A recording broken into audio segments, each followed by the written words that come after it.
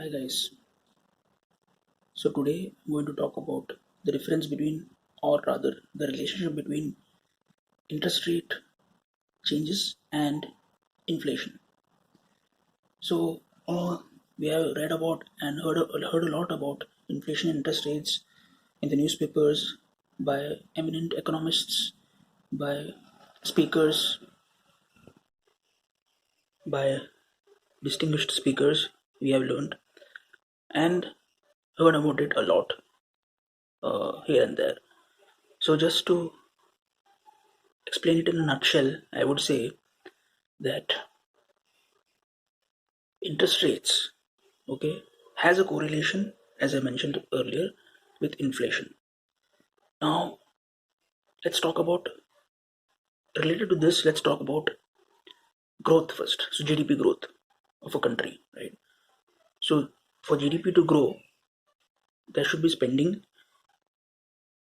Big corporates, or corporates rather, they should, take loans from banks to invest in projects, okay, at competitive interest rates.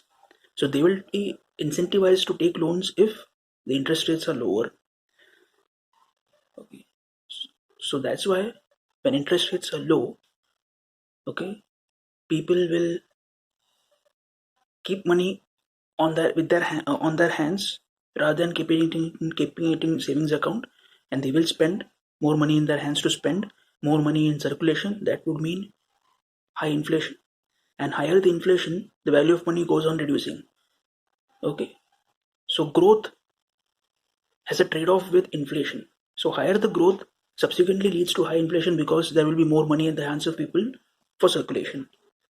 On the contrary, if inflation has to be reduced because the value of money decreases, okay, so if that needs to be checked, okay, so the price levels of commodities and goods, that needs to be checked, that needs to be brought down, okay, but that can be done only with the cost of some cost of growth.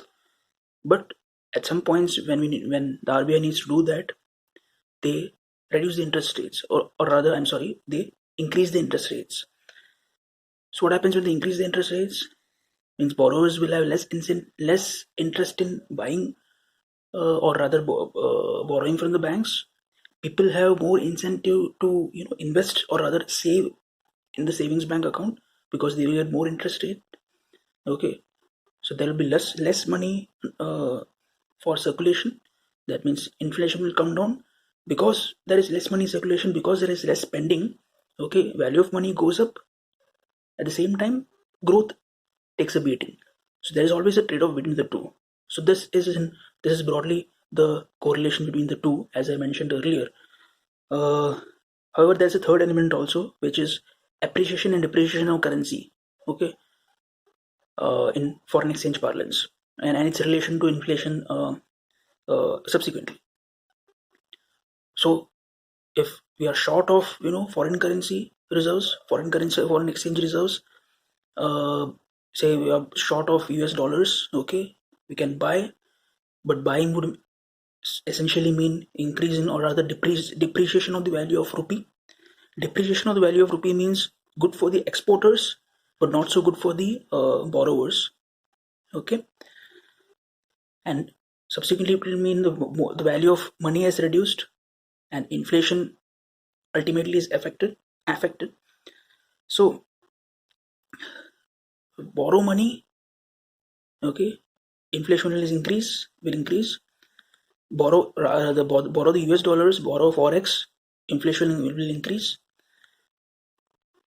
Now again, maybe we can appreciate the currency, okay, by increasing the interest rate again.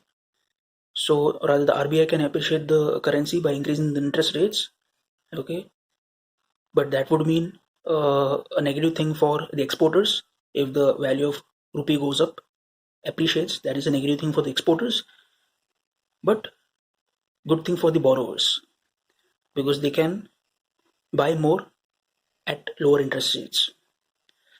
So this is all the complexities of this particular aspect of economics, which RBI has to deal frequently and has a deep economic impact on the development of a country. Thank you.